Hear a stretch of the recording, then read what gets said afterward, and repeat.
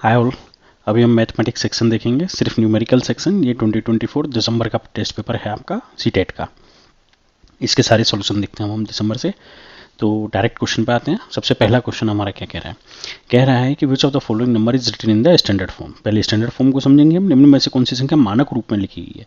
तो मानक रूप का मतलब होता है कि जैसे जो डिजिट है आपकी वो 1 से 9 के बीच में होनी चाहिए, करेक्ट। और फर्स्ट डिजिट के बाद आपका डेसिमल पॉइंट होना चाहिए एंड देन आपके जो भी नंबर हो बाकी का 10 टू की पावर में जो भी नंबर आए, करेक्ट। तो अब आप देख लीजिए, ये क्या 0 से 9 के बीच में है? नहीं है। ये 0 से 9 के बीच में है, डेसिमल ही नहीं है इसमें। ये 0 से 9 के बीच में है, आंसर हो गया। क्या ये 0 से 9 के बीच में? नहीं, ये 0 से 1 के बीच में 0.6 लिखा है, करेक्ट।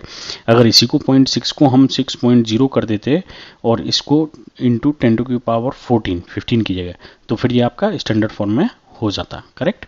तो अभी के लिए नहीं है, तो आंसर कौन सा हो गया हमारा? Third, correct. समझने के लिए हमने किया ये।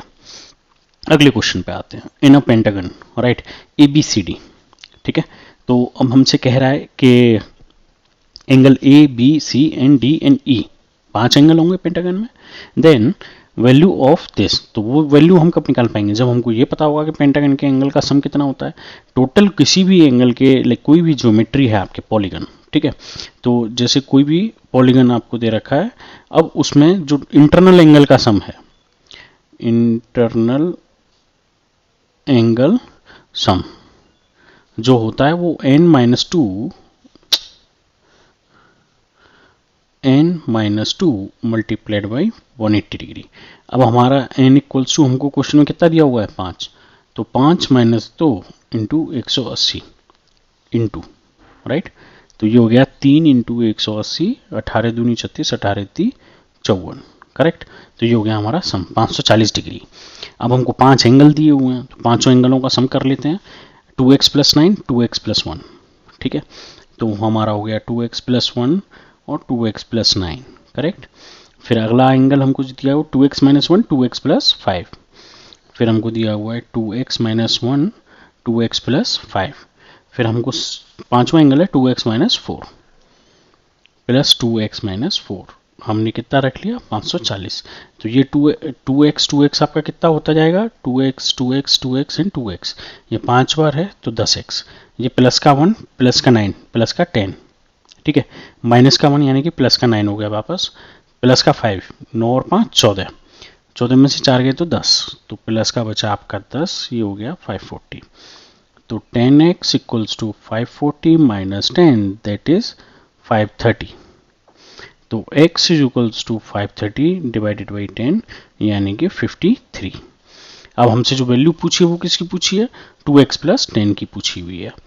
तो 2x प्लस 10 की अगर मुझे वैल्यू निकालनी है, 2 इंटू 53 प्लस 10, 3 दूनी 6 और 5 दूनी 10 यानी कि 116 डिग्री। तो जो मेरा आंसर आ गया वो कौन सा आ जाएगा? 116, ठीक है। तो आपको अगर नहीं याद रहता है कि पेंटागन का इंटरनल सम क्या है, तो आप ये फॉर्मूला यहाँ पे याद रखेंगे, n-2 इंटू 180। जैसे अगर आपका n इक्वल्स टू यहाँ पे 4 है, जैसे हमारा जो भी रेक्टेंगल होता है, आयत या स्क्वायर जो भी होता है, ठीक है, उसमें 4 भुजा होती हैं, तब रख के देखते हैं। 4 माइनस 2 इंटू 180, तो 2 इंटू 180 इक्वल्स टू 360। तो हम यही तो कहते हैं कि हमारा चतुर्भुज की सम जो होता है अंदर, वो कितना होता है आपका? 360 डिग्री होता है, ठीक है। तो आप इस फॉर्मूले को एज अ थंब रूल याद रखेंगे, करेक्ट। नेक्स्ट क्वेश्चन पे आते हैं। अब ये थ्योरेटिकल क्वेश्चन है, अभी हम इनको डिस्कस नहीं करेंगे, हम डिटेल में प्रॉपर सारे एक साथ डिस्कस करेंगे। अगला question, a sum of 8000 became 9500, ठीक है, at 7.5% per annum in x year era simple interest. तो सिंपल इंटरेस्ट का फॉर्मूला देख लेते हैं। तो सिंपल इंटरेस्ट का हमारा जो फॉर्मूला होता था वो principal rate into time divided by 100, यानी कि मूलधन दर इंटू समय, ठीक है। ये हमारा होता था साधारण ब्याज का फॉर्मूला। तो हमको बोल रहा है कि 8000 से 9500 हो गया। तो सिंपल इंटरेस्ट तो क्या है, लाइक एक साथ निकालते हैं हम लोग, जो भी टाइम है। चक्रवर्ती ब्याज में ब्याज पे मिलता है, इसमें तो नहीं मिलता है। तो टोटल जो इंटरेस्ट है वो कितना मिला हमको? 1500 रुपये। तो हमको दिया हुआ है 1500 रुपये, कितने पे मिला? 8000 पे।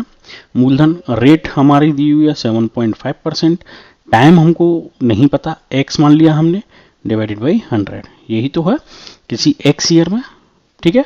7.5 से सिंपल रेंज। अभी हमने ये एक ही लाइन पढ़ा है, कह रहा है 8000 की एक राशि इतनी वार्षिक दर से एक्स वर्ष में साधारण ब्याज से इतना हो जाती है, तो हमने साधारण ब्याज निकाल लिया, उसमें से जितना हो जाता है उस अमाउंट में से माइनस करके, और उस साधारण ब्याज के हमने ये फॉर्मूला लगा दिया। क्यों? क्योंकि हमको एक्स चाहिए।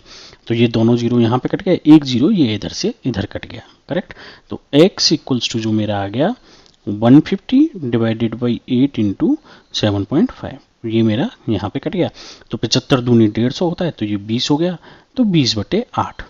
तो x इक्वल्स टू 8 दूनी 16 और 8 5 40, 2.5 ईयर। ठीक है, अब हम आगे क्वेश्चन पढ़ते हैं। उसी राशि को 20% वार्षिक दर से उतने ही समय में कितना मिश्रधन होगा यदि ब्याज वार्षिक संयोजित होता है। ठीक है ना। तो अब हमको सेम राशि को लाइक 20% वार्षिक दर से हमको किससे करना है? आपका कंपाउंड इंटरेस्ट से। तो यहाँ पे लेकिन एक चीज़ हम याद रखेंगे कि जैसे वार्षिक दर दी हुई है तो अर्धवार्षिक दर कितनी हो जाएगी? लाइक हाफ ईयरली कितना हो जाएगा? हाफ ईयर इक्वल्स टू कितना हो जाएगा? 20/2 यानी कि 10%। हाफ ईयर मैंने क्यों निकाला? क्योंकि ये 2.5 है। ठीक है ना। तो अब हम यहाँ कंपाउंड इंटरेस्ट का फॉर्मूला लगा लेते हैं यहाँ। तो कंपाउंड इंटरेस्ट ये हो गया फॉर्मूला 8 कंपाउंड इंटरेस्ट का। चलिए पहले फॉर्मूला लिख लेते हैं जिससे याद रहे आपको। ठीक है, फॉर्मूला हो जाएगा principal 1 plus rate upon time, rate upon 100 की पावर टाइम। ठीक है, तो हम एक साथ यहाँ पे दोनों के लिए लगा देंगे। दोनों मतलब पहले पूरा वार्षिक दर के लिए, तो 2 प्लस 20% डिवाइडेड बाई 100, 2 साल के लिए लग रहा था। ठीक है, मल्टीप्लाइड बाई आधे साल के लिए कितना लग रहा है? 1 प्लस 10%। ये टाइम को अब मैंने 1 लिखा है तो यहाँ पे दर को आधा कर दिया है। इसको दर को अगर मैं 20% लिखता तो टाइम 1/2 लिखता, तो फिर उसमें मुझे रूट लेना पड़ता, राइट। तो वो मुझे नहीं करना था।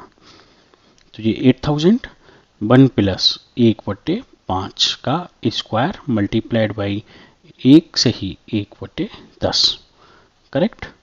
तो 8000, ये 5 एलसीएम ले लिया, 5 और 1 6, 6/5 का स्क्वायर प्लस 10 और 1 11 मल्टीप्लाइड बाई 11/10। ठीक है, तो ये हो गया 8000 6/5 6/5 11/10, करेक्ट। तो यहाँ से 5 से ये लाइक 10 से ये 0 कैंसिल हो गया, 5 से 5 25 हो गया, ये 5 25 और 25 दिया 75, बचा कितना हमारा 5 और यानी 50, 25 दूनी 50, 32। तो 32 इंटू 6 इंटू 11 इंटू 6, तो 32 इंटू 11 इंटू 6 इंटू 6 मैंने ऐसे करके लिख लिया। 32 में मल्टीप्लाई कर देंगे, 11 दूनी 22 और 11 तिया 33 34 35 सॉरी इंटू 6 इंटू 6। ठीक है ना, 11 दूनी 22 बचा मेरा 2। ठीक है, और 11 तिया 33 34 35, तो 6 दूनी 12 और 6 पंजे 30 और 1 31 बच्चा 3 और 6 दूनी 12 6 तिया 18 19 20 21 इंटू 6, तो 6 दूनी 12 बचा 1 6 6 और 1 7 6 1 6 और 6 दूनी 12 12,672 रुपये। देख लेंगे आंसर आ रहा है कि नहीं आ रहा है। 12,672 आंसर आ गया मेरा 4th, करेक्ट। कोई डाउट हो तो पूछ लीजिएगा। ये मैंने एक साथ यहाँ पे इसलिए लिखा जिससे कि इजी अंडरस्टैंड हो और आपको याद रहे कि हम एक साथ कैसे करते हैं, करेक्ट। कह रहा है 2 corresponding angle formed by the intersection of 2 parallel lines. अब करस्पॉन्डिंग एंगल कब बनते हैं कि जैसे ये मेरी 2 लाइन है, ठीक है, मैं यहाँ पे ये 2 लाइन बना लेता हूँ, करेक्ट।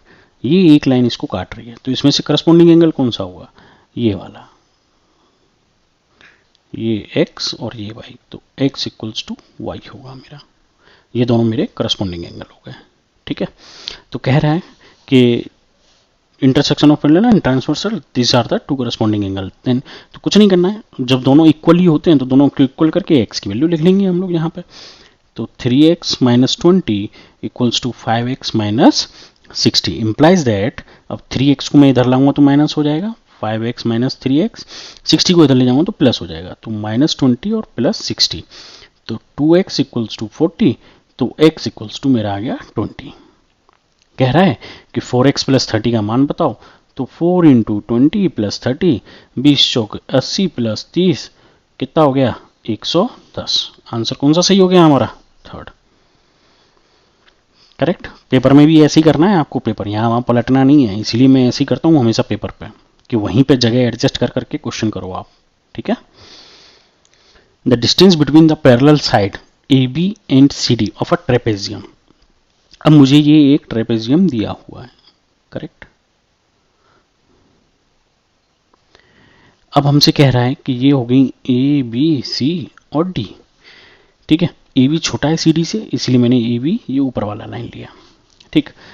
अब हमसे क्या कह रहा है? The distance between. अब हमको ये वाला डिस्टेंस इन्होंने दिया हुआ है 12। ठीक है। अगर मैं ध्यान से देखूं तो ये दोनों ट्रायंगल बन जाएंगे मेरे 90 डिग्री के यहाँ पे। करेक्ट।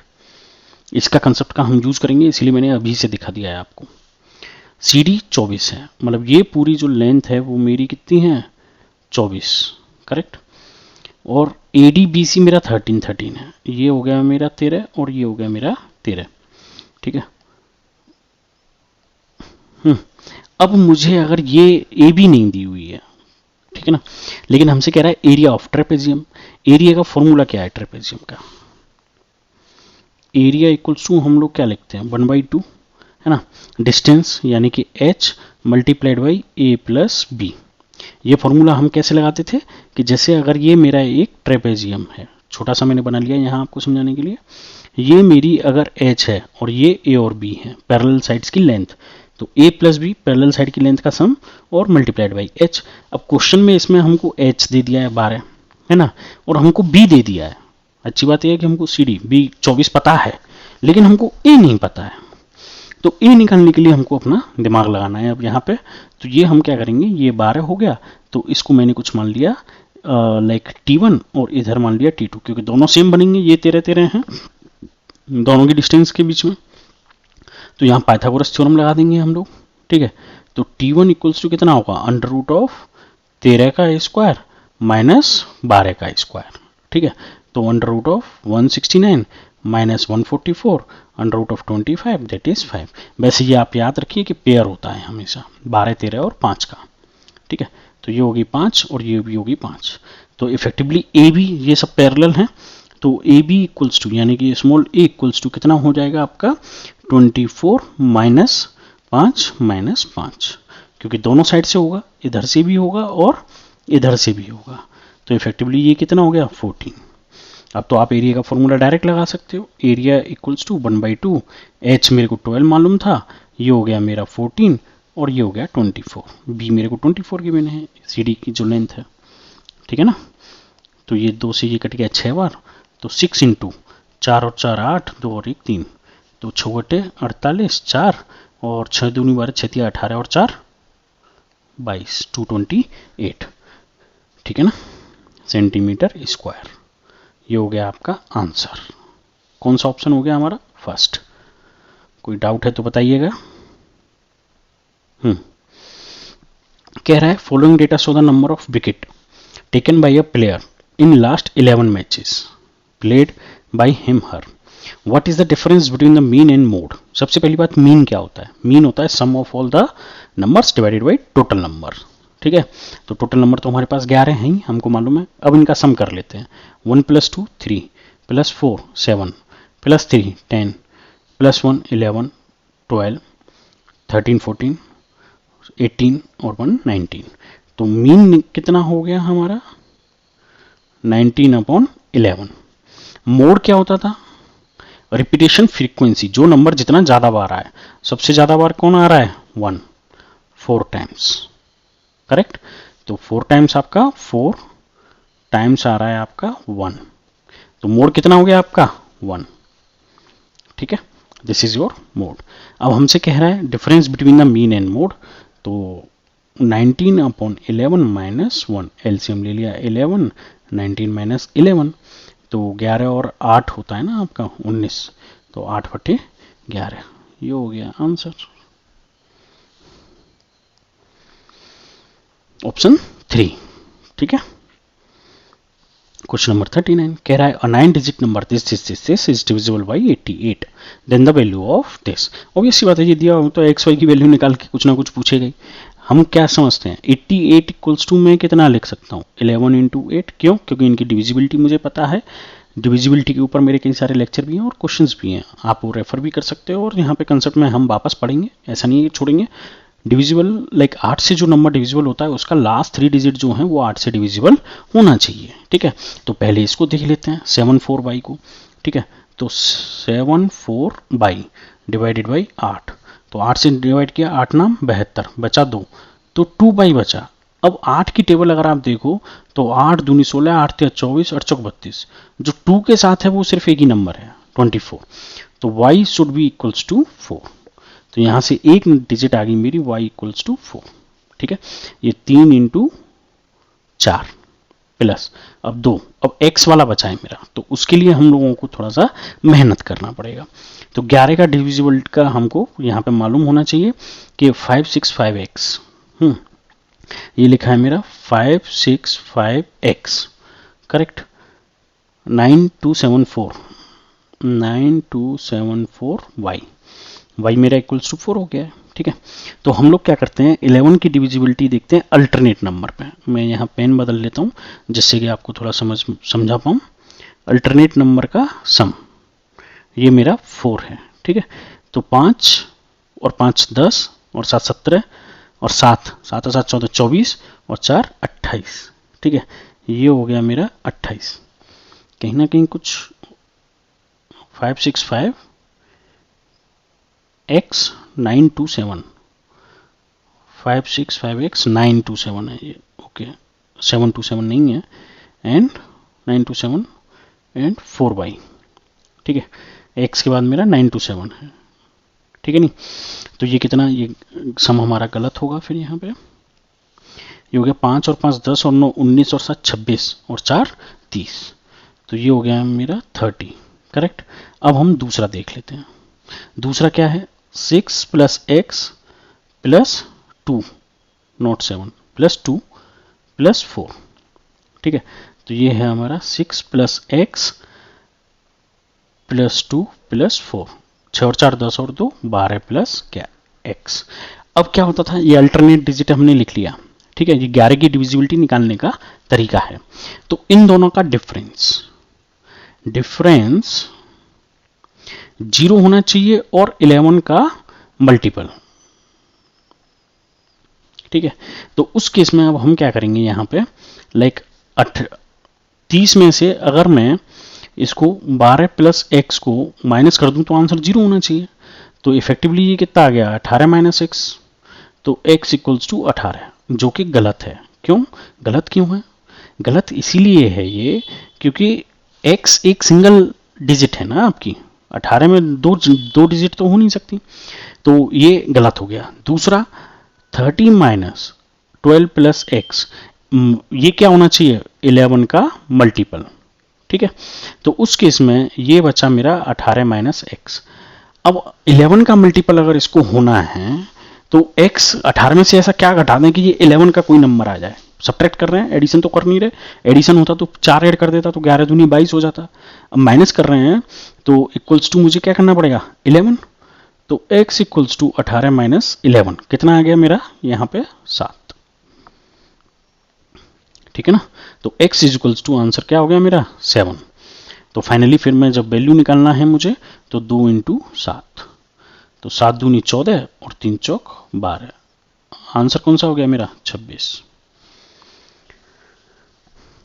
समझ गए? कोई डाउट हो पूछते जाइएगा, ठीक है ना।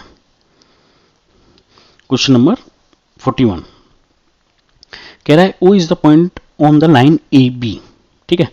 एक कोई लाइन है मेरी, इस पे कोई O पॉइंट है, ठीक, A एंड B।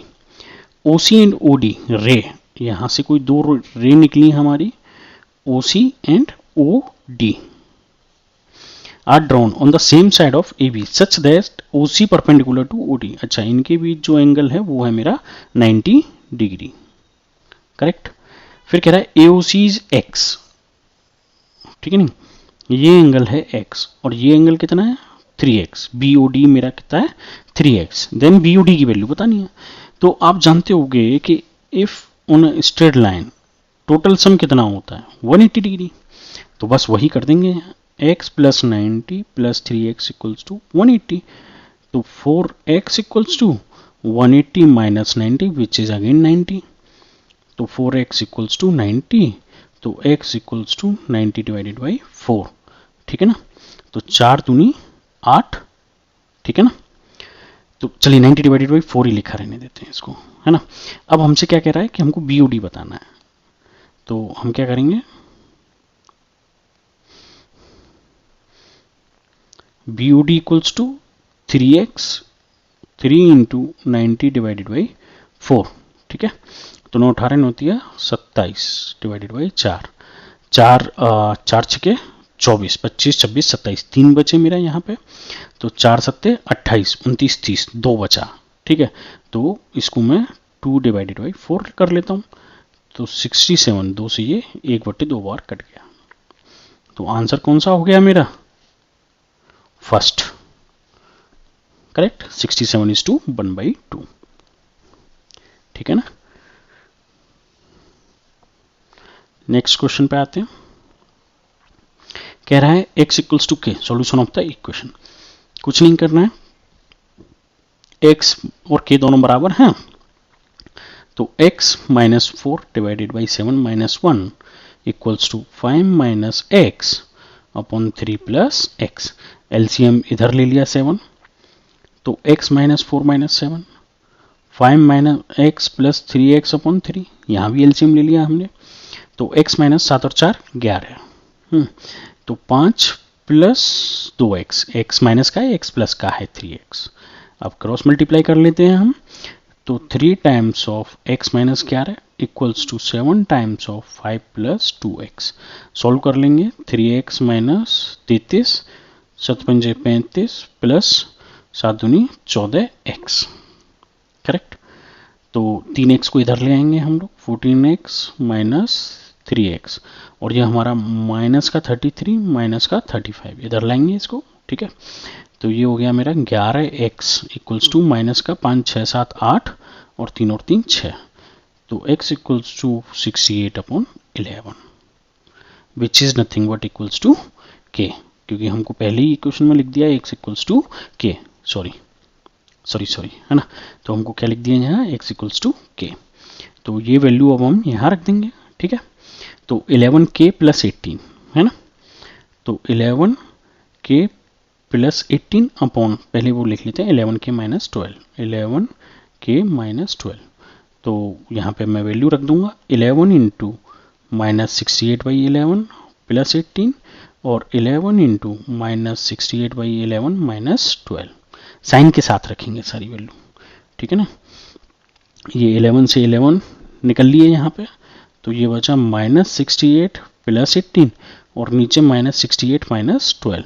तो 68 में से 18 गया, क्योंकि ये माइनस का ये प्लस का है, तो ये हो गया माइनस का 50, 50 60 और 8 68। अब 68 में 12 जोड़ना है, दोनों माइनस का है, तो माइनस का 68 69 70 और 10 80, ठीक है। माइनस से माइनस कट गया, 0 से 0 कट गया, आंसर आ गया 5/8। आंसर हमारा कौन सा है यहाँ पे, फोर्थ, ठीक है ना, करेक्ट। ये पूरा थ्योरेटिकल क्वेश्चन है, इसको छोड़ेंगे हम यहाँ पे। क्वेश्चन नंबर 46 कह रहा है the cost price of an article is 750, ठीक है, इट इज सोल्ड एट 608, मतलब मुझे कॉस्ट प्राइस दे दी कितनी, 750 रुपीज, ठीक है।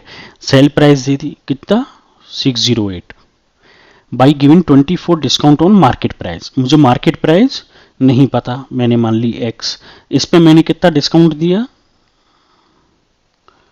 24%, यानी कि 24/100 ऑफ x, ठीक है, जो भी वैल्यू है हमारा मार्केट प्राइस का, क्योंकि मार्केट प्राइस पे दिया हुआ है हमने डिस्काउंट। फिर कह रहा है had it been sold on a market price, अगर इसको मार्केट प्राइस पे बेचते then what would have been the profit percent. तो हमको प्रॉफिट निकालना है, तो उसके लिए हमको पहले मार्केट प्राइस भी तो निकालना पड़ेगा ना, बिना मार्केट प्राइस निकाले हमको क्या पता कितने में बेचते। तो मार्केट प्राइस निकालने के लिए हम लोग क्या करेंगे कि हमने डिस्काउंट दिया है 24%, तब हमने 608 में बेचा है। तो मेरी एक्स प्राइस थी जिसमें कि मैंने डिस्काउंट दे दिया 24% ऑफ एक्स, तो फाइनल सेल प्राइस होगी मेरी 608। इक्वेशन बनाना सीखिए, बस इक्वेशन बनाना है, आंसर जल्दी से आ जाता है। तो ये हो गया मेरा 100 एलसीएम ले लिया मैंने, तो 100x 100 माइनस 24 कर लो अब आप, x तो आपको मालूम है बाहर आएगा, ठीक है ना। तो effectively x equals to 608 into 100 divided by 76। तो 19 चौके 76, 19 दूनी 38, 19 30 57, 19 दूनी 38 और 4 अट्ठा 32। तो x इक्वल्स टू आ गया आपका 800 रुपीज, यानी कि मार्केट प्राइस। अब आपको क्या निकालना है, प्रॉफिट। प्रॉफिट किससे निकलेगा, कॉस्ट प्राइस से। तो प्रॉफिट भाई कॉस्ट प्राइस पे तो हमको प्रॉफिट पता चलेगा, market price minus cost price upon cost price into 100। तो मार्केट प्राइस कितना है मेरा 800, कॉस्ट प्राइस कितना है 750, और 750 डिनोमिनेटर में आ गया इंटू 100। तो इफेक्टिवली कितना बचा 50/750 इंटू 100, 0 से 0 कट गया, 15 बार कट गया, तो 100 डिवाइडेड बाई 15। ठीक है, तो कैसे लिखा हुआ है 2:3 के फॉर्म में लिखा हुआ है। तो 15 6 90, तो 10/15, 5 दूनी 10, 5 दिया 15। इफेक्टिवली आंसर कितना आ गया 6:2/3। कौन सा आंसर हो गया आपका, फर्स्ट। फॉर्मूले याद नहीं करने हैं आपको, कोई फॉर्मूले याद करने के चक्कर में मत पड़िएगा कि इसका कॉस्ट प्राइस का इतना है, सेल प्राइस का इतना है ना, कोई ट्रिक के चक्कर में नहीं पड़ना।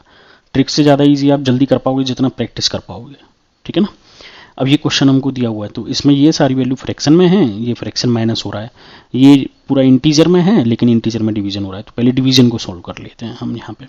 तो हमसे कह रहा है 2704 डिवाइडेड बाई 2, यही तो लिखा है ये वाला ब्रैकेट। तो 2 एकम 2, 2 तिया 6, 2 पन 10, 2 दूनी 4। अब ये पूरा नंबर जो है 1352, ये इसको डिवाइड कर रहे हैं। तो चलिए इसको डिवाइड कर लेते हैं पहले। 31096 डिवाइडेड बाई 1352। अप्रोच, आप अप्रोच पे भी ध्यान देंगे कि कैसे कैसे करना है, इजीली हो जाता है थोड़ा सा, ठीक है ना। तो अब यहाँ पे हम लोग इसको कैसे डिवाइड करें, लाइक आपको मैं सीधा सीधा 8 से अगर डिवाइड करता हूँ, ठीक, तो 8 एकन 8, राइट। तो 8 8 और 5 13, 5 बचा मेरा, ठीक। 8 6 48, 8 7 56 यानी कि 55। तो यहाँ 7 बचा, और 8 नाम 72। और 8 से अगर मैं इसको डिवाइड करूँगा तो कितना आएगा 8 तिया 24, फिर 8 चौक 32 हो जाता है, इसीलिए 7 बचा, फिर 8 8 64, फिर मेरा 6 बचा यहाँ, फिर से 8 8 64, फिर मेरा यहाँ 5 बटा, 8 7 56। अब ये कुछ 13 का स्क्वायर है, तो 13 से ही काट लेते हैं, देखते हैं। तो 13 दूनी 26, ठीक है। तो 13 39 यानी कि 12 बचा, तो 13 नंबर 117, और फिर 11 बचा तो 117 कट गया। फाइनली वापस से 13 से देख लेते हैं। 13 दूनी 26, 27 28 29, 13 3 39, ये आ गया 23। यानी कि सिर्फ इतना जो मैंने सॉल्व किया है अभी, ये मेरा कितना आ गया आपका, ये मेरा आ गया यहाँ पे 23 आंसर में है। बट हमको ये नहीं मालूम कि ये भी आंसर हो सकता है कि नहीं। अब हम फ्रैक्शन सॉल्व करेंगे, ठीक है। चलिए अब फ्रैक्शन को सॉल्व करते हैं। 0.6738, कुछ नहीं करना है, बाकी यही है कि हाँ एडिशन है। 0.63, 0.0590, तो 8 9 10 11 12 बचा 1, 7 और 3 10 और 5 15 और 1 16, बचा 1, 6 और 6 12 और 1 13, ठीक है। अब इसमें से 0.79 माइनस करना है, 0.79, तो ये हो गया 8 2, 16 में से 9 गए तो 7, करेक्ट। यहाँ बचा 12, यानी कि 2 बचा तो 12, 12 7 और 5 12, तो ये प्लस का बचा पॉइंट। तो इफेक्टिवली ये 23 है, ये प्लस का है, तो हो गया 23.5728। तो आंसर कौन सा हो गया आपका, थर्ड, ठीक है ना। अलग अलग करके आप सॉल्व कर लीजिए इसको। अगला क्वेश्चन, तो ये क्वेश्चन नंबर 48 पे आते हैं हम। क्वेश्चन नंबर 48 आपका क्या कह रहा है, कह रहा है कि संख्याएं 12 से 12 13 14 15 लाइक ऐसे करते हुए 71 तक कार्डों पर लिखकर एक डब्बे में रख दी गई, ठीक है। अलग अलग कार्ड पर, मतलब एक कार्ड पे एक संख्या, ठीक है। तथा फिर इस डब्बे में से बिना अंदर देखे एक कार्ड निकाला गया, ठीक। इसकी क्या प्रायिकता है कि निकाले गए कार्ड पर एक ऐसी संख्या है जो अभाज्य नहीं है, मतलब प्राइम नंबर नहीं है, not an prime means card bearing number 12, 13, 14, 70, 71, one number on one card are kept in a box and then a card is drawn from that box without looking into it, right? What is the probability that the card drawn has number which is not a prime? तो अब इस question की approach कैसे करेंगे? सबसे पहले हम ये पता करेंगे कि टोटल नंबर ऑफ कार्ड हमने कितने रखे। तो टोटल नंबर ऑफ कार्ड हम कैसे निकालेंगे? टोटल जितनी हमारी संख्या है कितनी है 71 माइनस 12, ठीक है। अब इंक्लूड है तो प्लस 1 करना पड़ेगा, तो 71 प्लस 1 72 माइनस 12 आंसर हो गया 60। तो टोटल हमारे कार्ड हो गए आपके 60, करेक्ट। तो अब टोटल 60 कार्ड हो गए। अब हमको प्राइम नंबर लिखने पड़ेंगे क्योंकि हमको प्रायिकता किसकी बतानी है, नॉट अ प्राइम। तो हमको प्राइम पता होगा तभी तो उसमें से माइनस कर पाएंगे। टोटल संख्या 60 हो गई और टोटल प्राइम नंबर पता करना है तो हम माइनस कर देंगे उसको। तो प्राइम नंबर लिखना चालू करते हैं। तो 12 के बाद अगला प्राइम नंबर कौन सा होगा, 13, 15 होगा नहीं आपका, 17, फिर आपका 19, फिर आपका 23, ठीक है, 25 होगा नहीं, 27 होगा नहीं, 29, फिर आपका 31, 33 होगा नहीं, 35 होगा नहीं, फिर आपका 37, फिर 39 नहीं हो सकता क्योंकि 3 से डिवाइड हो जाएगा, सॉरी, ठीक है।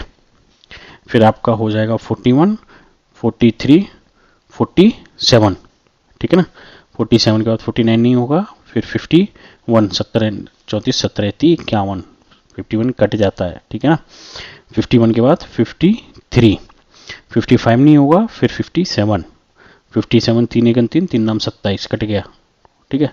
तो 57 भी नहीं होगा और 59, करेक्ट।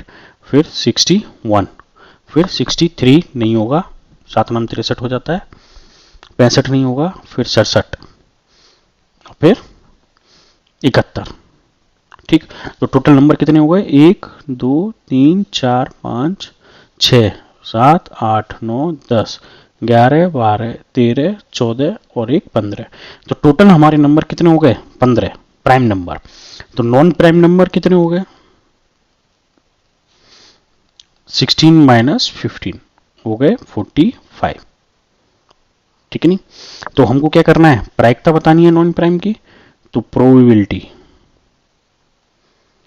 कितनी होगी, तो non prime divided by total number. तो ये हो गया 45 डिवाइडेड बाई 60। तो 15 3 45 और 15 चौक 60, तो 3/4 आंसर कौन सा हो गया आपका, 3/4 है ही नहीं, अच्छा हाँ, option, I am sorry, option 4 आपका करेक्ट है आंसर, ठीक है ना। अब हम आते हैं यहाँ अगले क्वेश्चन पर। कह रहा है distance covered in metre in the wheel of the radius 25 centimetre and 350 round. अब आप ये समझो ना कि जैसे एक ये व्हील है, ठीक, अब ये ऐसे चल रहा है तो कितना एक ये चक्कर लगाएगा, तो ये अपनी पेरीमीट्री के रेस्पेक्ट में चक्कर लगाएगा ना भाई। एक चक्कर लगा तो इसकी पेरीमीट्री की लेंथ तक, ये पॉइंट पूरा घूम के कब वापस यहाँ टच होगा, जब ये पूरा एक पेरीमीट्री घूम लिया, ठीक है, एक सर्कमफ्रेंस जो हम लोग बोलते हैं। तो यानी कि 2πr इन 1 राउंड, करेक्ट। तो 350 राउंड में 2πr इंटू 350, उतने तो डिस्टेंस चला। अब r किस में, हमारा सेंटीमीटर में, तो जो वैल्यू निकलेगी वो सेंटीमीटर में निकलेगी। तो 2 इंटू 22/7 रख लिया मैंने पाई की वैल्यू, r हमारा 25 है और मल्टीप्लाइड बाई 350 टोटल डिस्टेंस। तो 7 से 7 5 35 0, 25 50 दूनी 100, 22 इंटू 25, तो 100 इंटू 25 दूनी 50, 5 25 दूनी 50 और 5 55। तो टोटल डिस्टेंस कितना हो गया हमारा 55000, ये हो गया मेरा सेंटीमीटर में। और 1 मीटर में हमारा कितना होता है 100 सेंटीमीटर। तो 1 सेंटीमीटर में 1/100 मीटर। तो हमको मीटर बताना है, तो 55000 डिवाइडेड बाई 100, 2 जीरो कट गए यानी कि 550 मीटर, ऑप्शन 3। ये समझ गए ना एक राउंड वाला कंसेप्ट कि कितना घूमेगा ये एक राउंड में, परिधि, इसकी परिधि जो हम हिंदी में बोलते हैं, ठीक है ना। क्वेश्चन नंबर 51, ये बहुत अजीब सा ही क्वेश्चन है पता नहीं क्या है इसमें। देखो P यहाँ पे भी है, सारी जगह पे p दे रखा है इन्होंने। ऑब्वियस सी बात है, सब जगह से p कॉमन ले लो। ठीक है, अब सब जगह से p कॉमन लिया तो यहाँ पे क्या बचा 20, ये क्या है 20q²। ठीक है, इसमें से बचा, अब यहाँ p कॉमन लिया तो plus 4q plus 45r² minus 60q_r minus 6r। ठीक है, अब ये सिंगल डिजिट वाला नंबर एक जगह लिख लेंगे और बाकी के नंबर एक जगह। इसमें से 4 कॉमन ले लेता हूं मैं, या 5 कॉमन ले लेता हूं। तो 5 कॉमन ले लिया तो 5 चौके 20, क्यों, क्योंकि ये 2 का स्क्वायर बन जाएगा। ठीक है, इसमें से भी 5 कॉमन ले लिया, क्यों, क्योंकि ये 3 का स्क्वायर बन गया। इसमें से भी 5 कॉमन ले लिया तो ये 12q_r। अगर आप ध्यान से देखोगे तो a प्लस बी का स्क्वायर बन गया। यहां से 2 कॉमन ले लिया तो ये बचा 2q ये वाला, और ये बचा 3r ये वाला। ठीक है ना, ये वाला 2q और ये वाला 3r है ना। अब आप देखो ये क्या लिखा है इफेक्टिवली, ये लिखा है 2q का स्क्वायर 3r का square minus 2 into 2q 3r, 3 दूनी 6 दूनी 12 लिखा है। तो ये क्या बन गया हमारा a माइनस बी का स्क्वायर। तो p times of 5 2q minus 3r का होल स्क्वायर, ये एक बाहर बड़ा वाला ब्रैकेट लगा लेंगे हम, प्लस 2 ये है और ये 2q माइनस 3r मेरा ये हो गया। तो 2q माइनस 3r हम इसमें से कॉमन ले सकते हैं, p तो पहले से कॉमन था, 2q माइनस 3r कॉमन ले लिया। अंदर क्या बचा 5 2q माइनस 3r प्लस 2। अब हमको फैक्टर बताना है तो यह p हो जाएगा 2q माइनस 3r हो जाएगा और इसको सॉल्व कर लेंगे, लेकिन आंसर एक है तो 2q माइनस 3r हमारा ये रहा। ठीक है नहीं, तो ये वाला आपका आंसर हो गया। बस a माइनस बी का whole square, a minus B का whole square which is a square minus 2ab, और a प्लस बी का square a square plus B square plus 2ab, a square minus B square equals to a plus B और a minus B. ठीक है ना, क्यों के फॉर्मूले इसमें पूछते नहीं है तो हमने यहां मेंशन नहीं किया।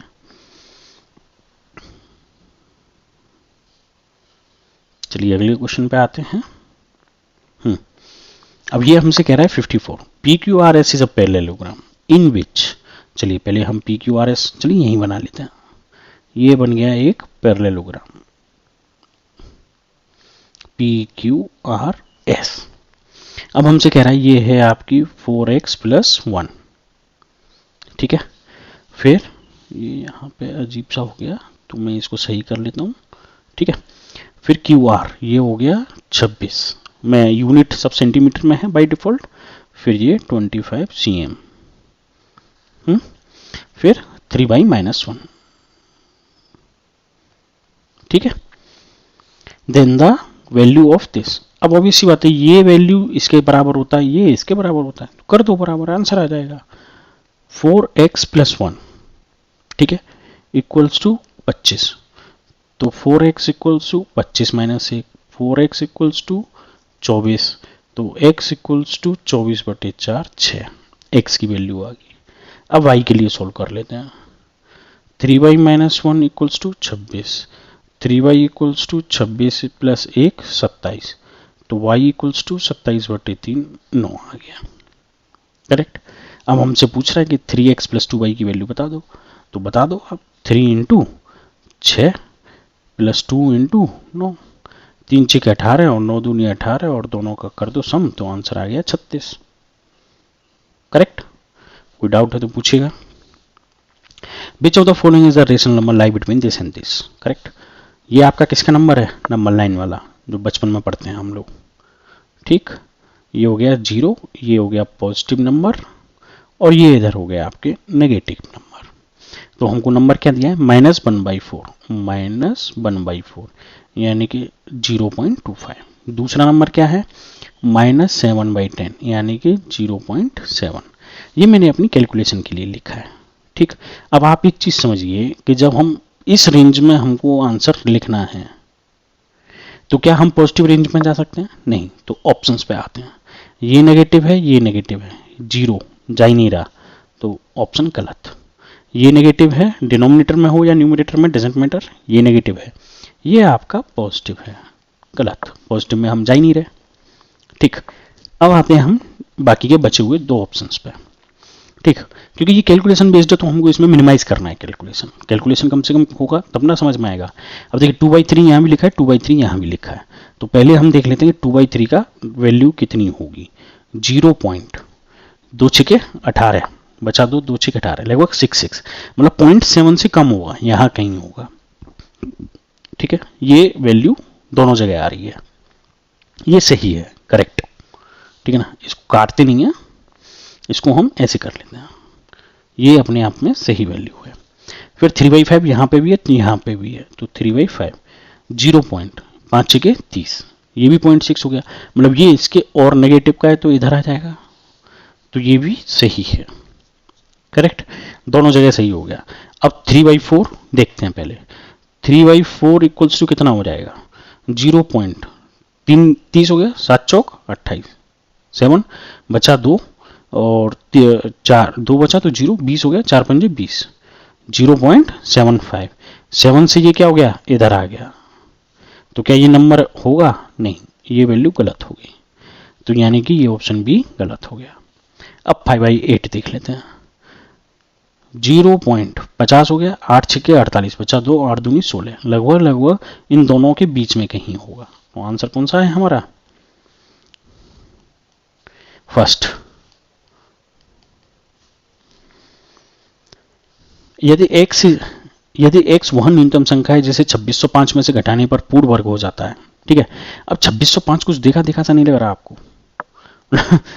2605 आपका कितना हो गया? लाइक 2605 के में से अगर आप देखो तो इफेक्टिवली हम देखें, जैसे मैंने यहां लिखा 2605, करेक्ट, तो 2605 में ये दो डिजिट अगर मैं देखूं तो ये तो 5 का फैक्टर आ जाएगा, हम कैसे निकालते हैं, बचा 26।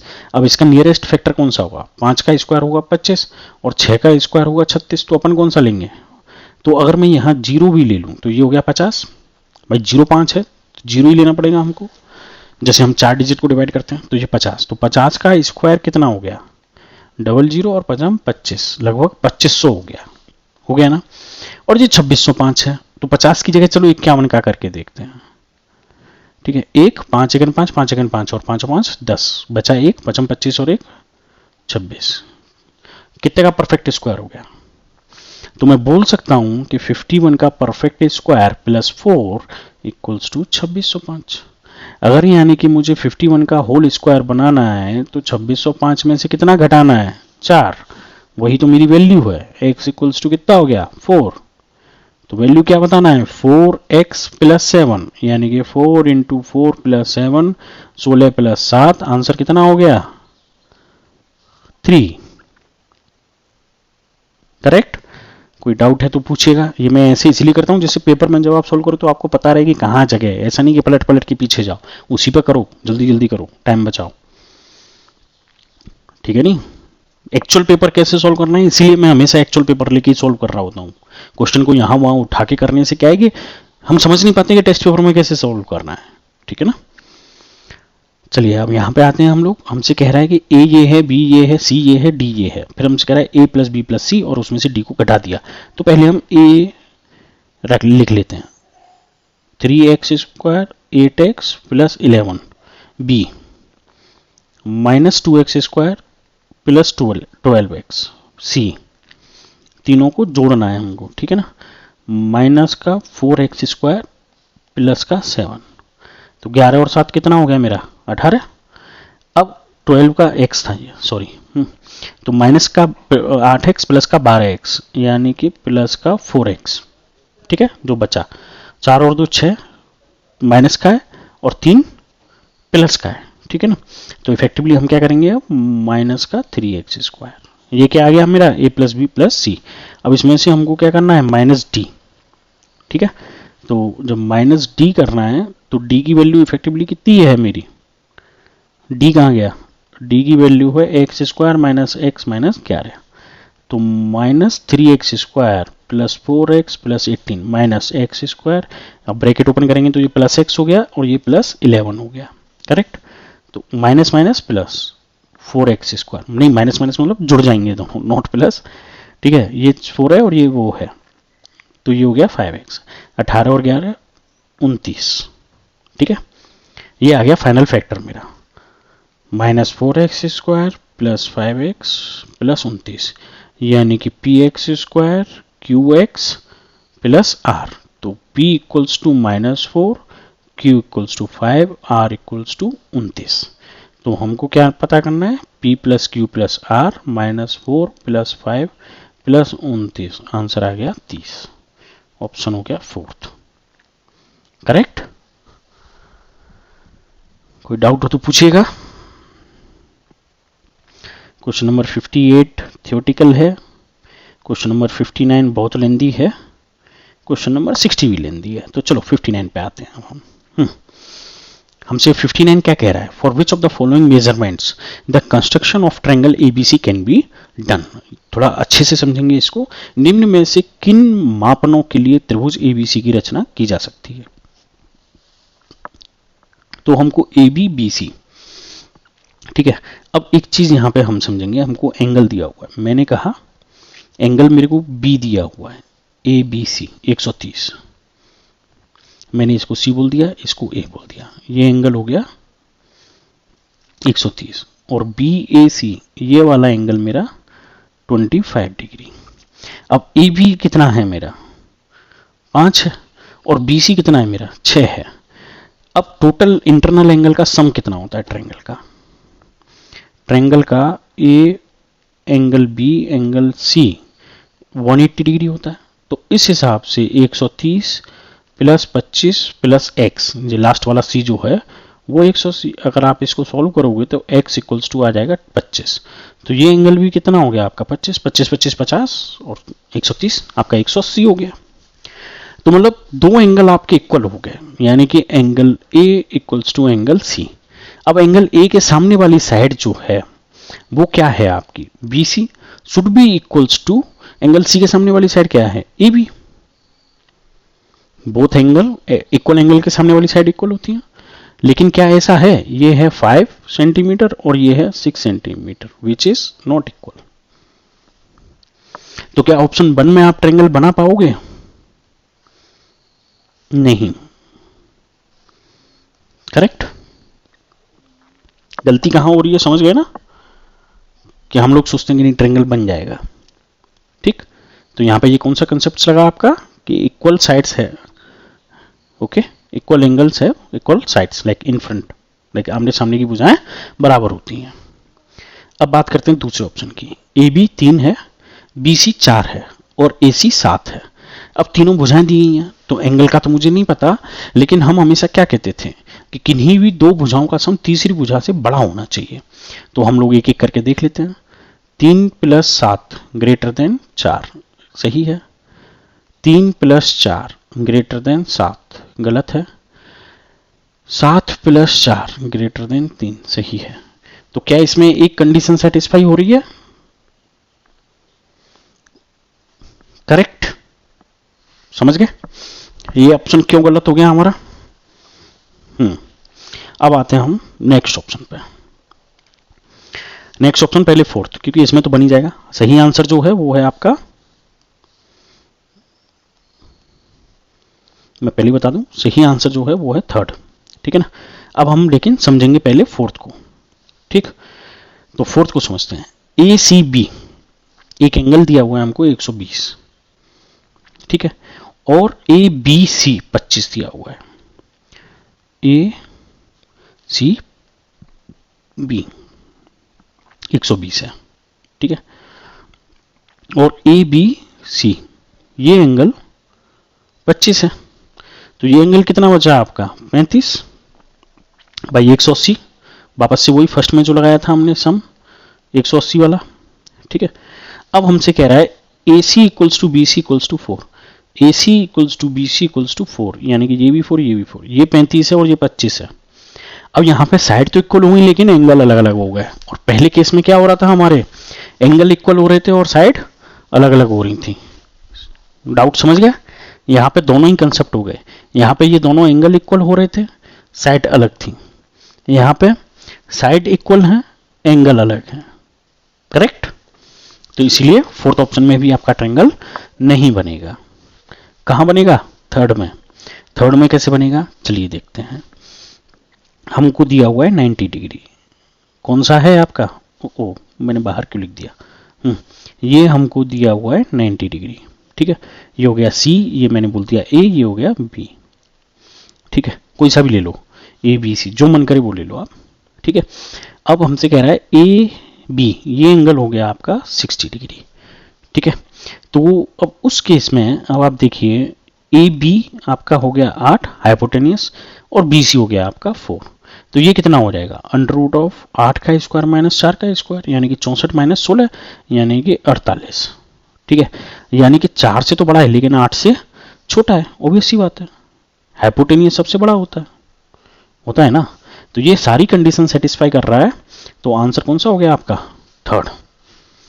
ठीक है, और ये एंगल सम के हिसाब से ये एंगल कितना हो जाएगा? 30, और 30 के सामने वाली भुजा सबसे छोटी, 60 के सामने वाली भुजा इस वाली से बड़ी, और 90 के सामने वाली भुजा सबसे बड़ी। All conditions are satisfied. तो आंसर कौन सा हो गया हमारा?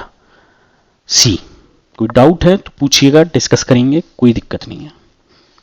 ठीक, हमसे कह रहा है solid cube of 12 centimetre is cut into A small solid cube of a side 4 centimetre each. तो हमको ये नहीं पता ना कितने साले बने, कितने सारे हमारे वो बन गए, छोटे छोटे क्यूब बन गए। ठीक है, what will be the relation between the total surface area of a original cube and the new total surface area of a small cube? Correct, तो कितने सारे हमारे ये बने हैं, उनको हम समझने के लिए क्या करेंगे कि इनका वॉल्यूम रिलेशन देखेंगे। तो वॉल्यूम कितना होता है हमारा? Cube volume equals to side cube, तो 12 का क्यूब। ठीक है, और small cube again side cube, तो ये हो गया 4 का क्यूब। तो टोटल क्यूब कितने बने? 12 का क्यूब डिवाइडेड बाई 4 का cube. 12 into 12 into 12 divided by 4 into 4 into 4। 4 तिया 12, 4 तिया 12, 4 तिया 12, 3 तरह के 9 तिया 27। टोटल कितने बन गए हमारे? 27 बन गए नए छोटे वाले क्यूब। अब हमसे कह रहा है सरफेस एरिया, तो बड़े वाले का सरफेस एरिया 6 साइड का स्क्वायर, तो 6 इंटू 12 का स्क्वायर, और small surface area 6 into side का स्क्वायर इंटू 6 इंटू 4 का स्क्वायर। ठीक है, तो टोटल स्मॉल सरफेस एरिया कितना हो जाएगा? 27 इंटू 6 इंटू 4 का स्क्वायर। ठीक है, तो ये आपकी नया स्मॉल एरिया हो गया। अब हमसे कह रहा है कि दोनों में डिफरेंस कितना है, तो हम लोग क्या करेंगे कि हम यहाँ पे क्या लिखेंगे? New surface area divided by old surface area. New कितना है? 27 हमारे क्यों है, 6 इंटू 4 का स्क्वायर, यही तो था हमारा 6 इंटू 4 का स्क्वायर। और दूसरा हमारा कितना था? 6 इंटू 12 का स्क्वायर। तो इफेक्टिवली ये कितना हो गया? 27 into 6 into 4 into 4 divided by 6 into 12 into 12। तो 6 से 6 कैंसिल हो गया, 4 तिया 12, 4 तिया 12, और 3 से 3 नाम 27, और 3 तरह के 9। तो new surface area divided by old surface area equals to 3 divided by 1।